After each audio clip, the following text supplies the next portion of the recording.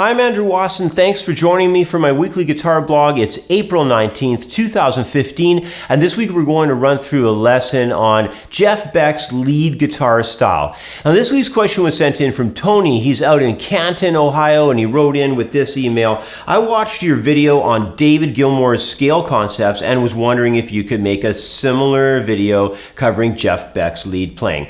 Jeff Beck has a really cool way of playing lead. His solos blend a lot of styles, and any insight you could share on Jeff Beck's lead playing would be great. Thanks from Tony in Canton, Ohio, USA. Well, hey, thanks for writing in, Tony. Jeff Beck is without argument one of the world's most famous guitar players, and both his music and his guitar style are quite diverse. He plays a unique blend of rock and jazz alongside of his own take on R&B and funk as well as blues. So in this lesson, I'll break down a few of Jeff Beck's top lead guitar playing concepts by demonstrating some of the ways and techniques that Jeff Beck uses to perform his guitar solos. Well, Jeff Beck's lead guitar playing contains a number of really cool ideas that are both very staccato and that employ a really kind of snappy sound created by the use of his thumb and fingers.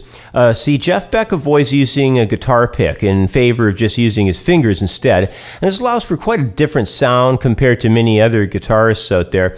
In the first lead guitar lick that I have to demonstrate, we're going to be highlighting the sound of an A7 chord by way of a very snapped type of playing effect in measure 1, and then we're going to follow that up with a really sort of choppy effect in staccato effect in measure 2. So here's how the guitar lick goes.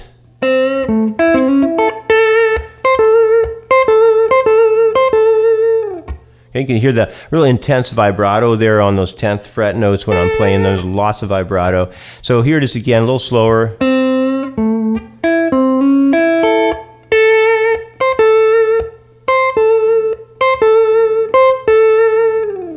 Right, so interesting effects, kind of real choppy, when you speed it up though on the second part. Especially with the 16ths and how they're interacting with the vibrato and that. So here's the lick one more time.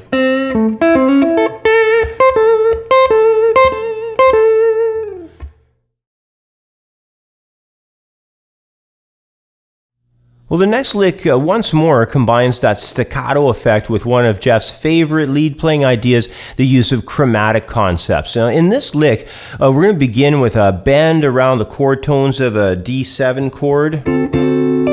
But before heading into a very choppy staccato run in measure 2, we'll apply a short chromatic phrase on the 3rd string, just highlighting into the minor major 3rd sounds of that D7 chord. And then after that, we're going to do a choppy run of measure 2 that will eventually just resolve into the note of D, which is, of course, pointing the phrase into the root chord tone. So it's going to be kind of choppy sounding like that. Coming up into the D root.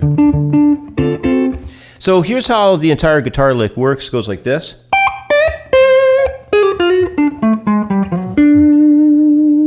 Okay, here it is one more time, a little slower.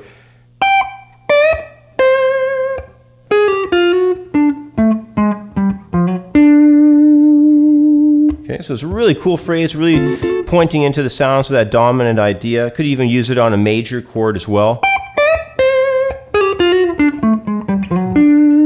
And it's got a lot of flavor to it. Remember those vibratos, there's that really cool Jeff Beck vibrato that you got to master with his stuff. But, and in terms of the bends too, make sure you're really doing the bend into the right note.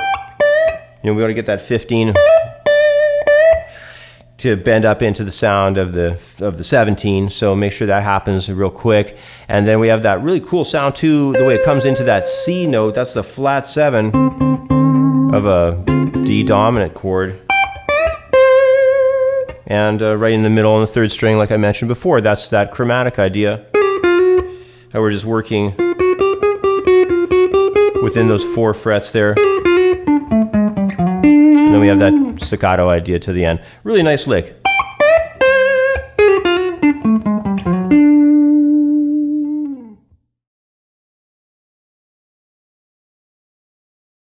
Well, another one of Jeff Beck's famous lead ideas is certainly his bends. If you listen to his music, he bends a lot, but one staple sound of his is that of bending two chord tones at once. And that's done as a double stop idea. It's called a double stop bend. And these double stop bends can even be repeatedly phrased to push the time. Just have a listen to the theme of his song that's titled You Know What I Mean. It's a really cool sound in that song, and one I tried to duplicate a little bit with the next lead playing lick. Here I'm going to be running across more ideas around the D7 again, doing double stop bending in measure 1 and then again in measure 2. But in measure 1 it's going to be pretty straightforward. We're just going to take two 10th fret notes on the 3rd and 2nd strings and just kind of tweak them, kind of pushing them, a little bit into the minor major 3rd sound again, and then resolve into the D note there. And then after that we're going to do two 12th fret notes that are kind of, basically like a sort of a vibrato, but a slow vibrato. And then we're just going to come back around again to those two 10th fret notes. So here's how the lick sounds when you play it down here.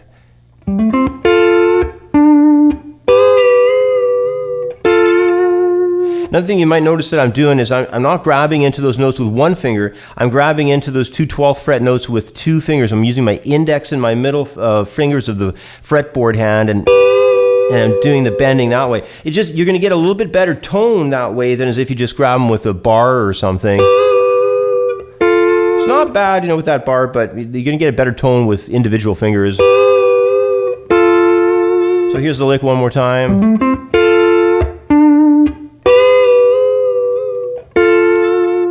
Okay, once more.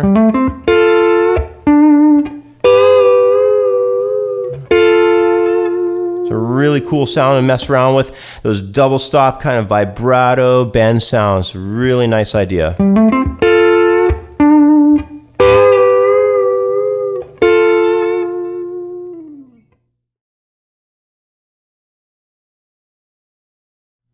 Well, in my final lick example, I want to demonstrate the effect of how cool Jeff's thumb and finger technique can be by showing how a gliss effect can be performed across the upper strings, covering the sounds of a E minor chord, basically. And this lick could also be easily done with using a flat pick, but the sound of the thumb and fingers with a lick like this is a very cool effect. It goes like this.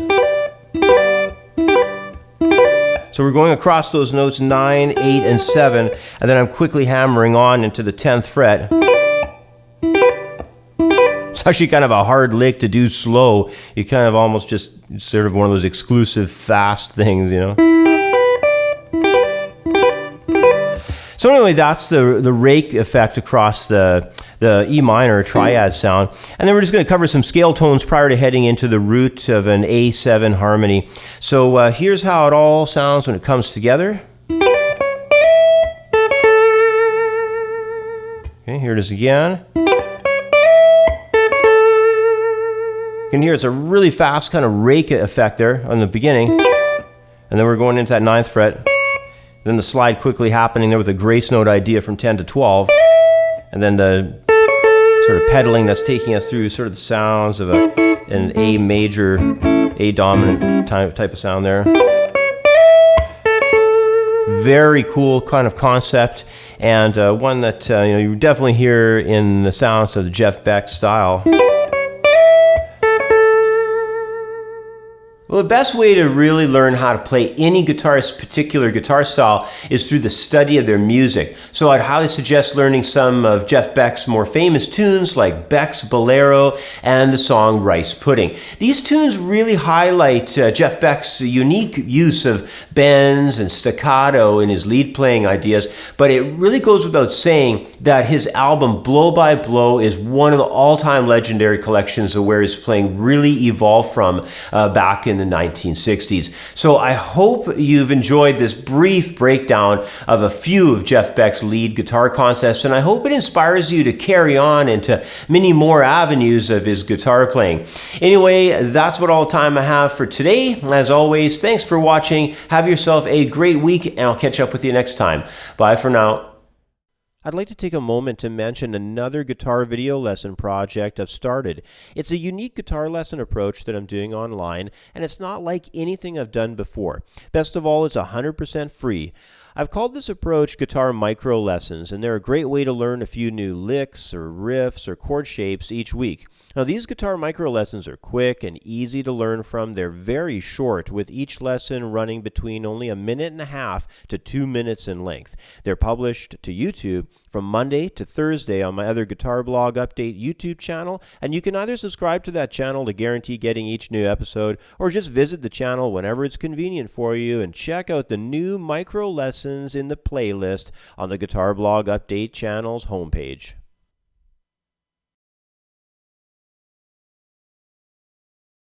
My Blues Guitar Styles ebook is a masterclass course covering a huge amount of information with 8, 12, and 16 bar blues progressions, classic blues styles, plus all the important chord patterns.